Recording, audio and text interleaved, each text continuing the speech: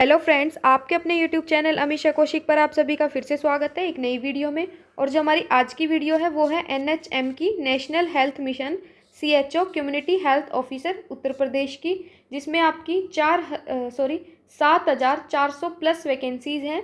और जो आपका एग्ज़ाम होगा वो कंप्यूटर बेस्ड आपका टेस्ट होगा। जो ये एडवर्टाइजमेंट है ये 25 अक्टूबर को आई थी। उसके बाद है जो आपकी एप्लीकेशन है वो 28 अक्टूबर से स्टार्ट हो चुकी है। जो इसकी लास्ट डेट रहने वाली है वो 17 नवंबर है। तो आज 5 तारीख आपकी हो चुकी है, तो अपना फॉर्म टाइम से फिल कर लीजिए। उसके बाद यहाँ पे बता रखा है कि 7,400 plus contractual vacancies of CHO, जिनकी डिटेल नीचे दी गई हुई है कि आपकी 7,400 वैकेंसीज है जो कॉन्ट्रैक्ट बेस पे रहने वाली है। और उसकी जो वैकेंसी डिटेल है, जनरल की 2,960, ईडब्ल्यूएस की 770, ओबीसी की 1,998, एससी की 1,555, एसटी की 148, टोटल 7,401 आपकी वैकेंसीज हैं। आपकी जो हॉरिजेंटल रिजर्वेशन है, वुमेन की 1,480, PWD 296, ex serviceman 370, dependent of freedom fighter 148। उसके बाद यहाँ पे एक चीज़ बताई हुई है कि candidate should have a valid personal email ID and mobile number. It should be keep active during the entire recruitment process. यानी कि जब तक आपकी प्रोसेस कंप्लीट नहीं हो जाती तब तक आपके ईमेल आईडी और मोबाइल नंबर सही होने चाहिए, और आप जो ईमेल आईडी और मोबाइल नंबर देते हो वो वैलिड होने चाहिए, मतलब करेक्ट होने चाहिए। जो इसकी आपकी एक सेकेंड जो आपकी क्वालिफिकेशंस हैं उसमें बता रखा है कि candidate have successfully completed BSc nursing with integrated curriculum of certificate in community health for nurses, या फिर post basic BSc nursing course with integrated curriculum और certificate of CHO for nurses from an Indian nursing counselling recognised institute और university from academic year 2020 onward shall be eligible to apply. मतलब अगर आपकी ये qualification है। उसके बाद क्या है, for clarification the academic year refer to integration of middle level health provider MLHP, that is student who have undergone 4-year BSc nursing and 2-year post BSc nursing in the year 2019-20 और onward and pass the course successfully। अगर आपके पास ये qualification है तो आप eligible हैं इस post को अप्लाई करने के लिए। उसके बाद नेक्स्ट में बता रखा है कि candidate must be registered in UP nurse and midwives council, but the candidate having registered in other state nursing counseling as nurse and midwife are also eligible to apply। अगर आप यूपी में register हैं तो भी eligible हैं। अगर आपने किसी अदर स्टेट की nursing counselling as nurse and midwife के उससे किया है तो भी आप एलिजिबल हैं। उसके बाद है subject to the submission of registration certificate of UP nurse and midwifes counselling within 90 days of their provisional joining at district, अगर आप शॉर्ट लिस्ट होते हैं तो।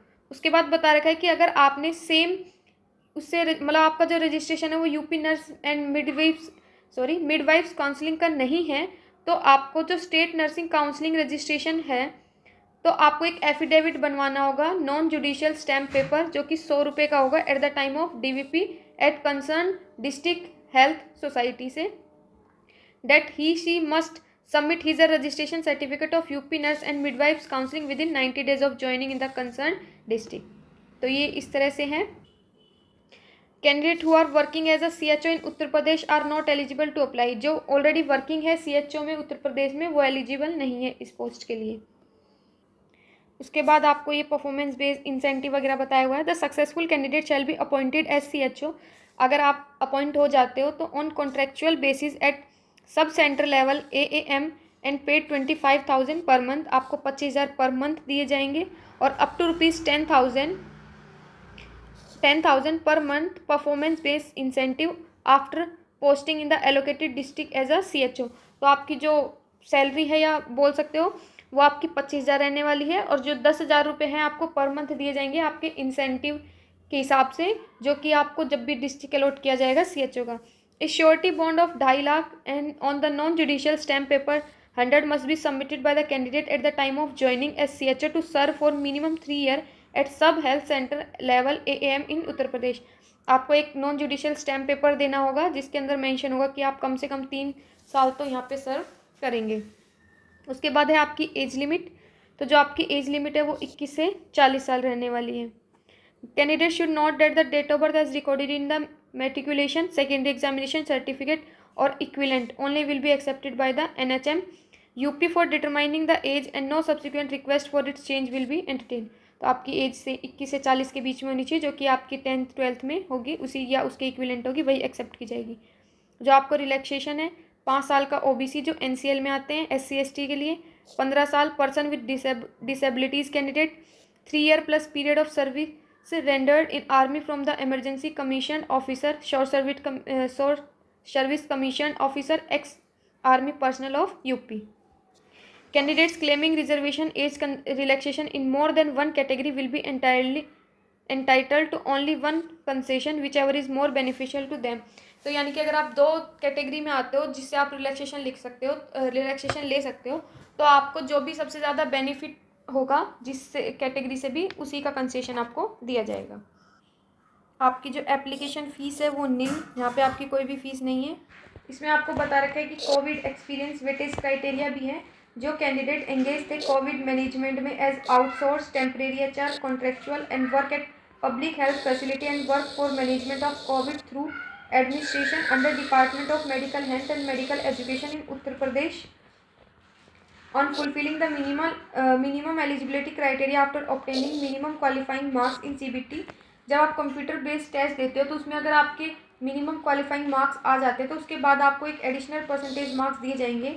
जिसने भी who completed 6 month communicative of active engagement, उसको 5 number दिए जाएंगे। जिसने 1 साल का एंगेजमेंट रहा है, मतलब जिसने 1 साल तक काम किया है, उसमें 10 मार्क्स, और जिसने 1 साल 6 महीने, उसको 15 मार्क्स दिए जाएंगे। तो ये आपके एडिशनल मार्क्स हैं। उसके बाद जो आप एग्ज़ाम दोगे उसका जो मिनिमम क्वालिफाइंग मार्क्स है उसमें ये है कि जनरल और अगर आप EWS से हो तो आपको 33% मार्क्स, यानी कि 100 का एग्ज़ाम है तो उसमें से आपको 33 नंबर चाहिए। OBC NCL में जो आते हैं उनको 30 नंबर चाहिए। SC ST PWD में आते हैं उनको 24 नंबर चाहिए, यानी कि 33, 30%, 24%, इस तरह से आपकी क्वालिफाइंग मार्क्स हैं।